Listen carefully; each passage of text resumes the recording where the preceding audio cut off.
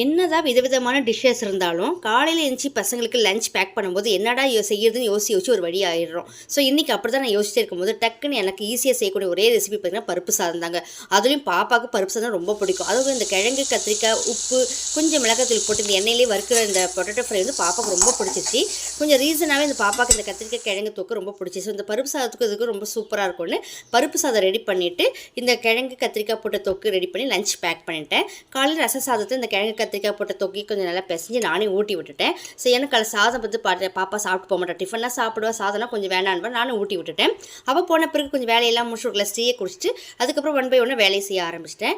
நேற்று வந்து இந்த நாராயணம் மெடிக்கல் ஆயுர்வேதிக் மெடிக்கல் கேம்ப்லேருந்து டாக்டர்ஸ் எல்லாம் வந்து பாப்பா ஸ்கூலில் வந்து எல்லா ஸ்டூடெண்ட்க்கு வந்து மெடிக்கல் செக்அப் பண்ணியிருக்காங்க. ஸோ எல்லாருக்குமே மெடிக்கல் செக்அப் பண்ணிவிட்டு பாப்பாக்கு என்ன எழுதி கொடுத்துருக்காங்க பார்த்தீங்கன்னா, பாப்பாவுக்கு வந்து பல்லு வந்து கிளிப்பு போடணும்னு சொல்லியிருக்காங்க. ப்ளஸ் வந்து ஐட்டம் வெயிட்டும் வந்து இன்க்ரீஸ் பண்ணணும்னு சொல்லியிருக்காங்க. எல்லா செக்கப்பும் சூப்பராக பண்ணியிருக்கிறாங்க.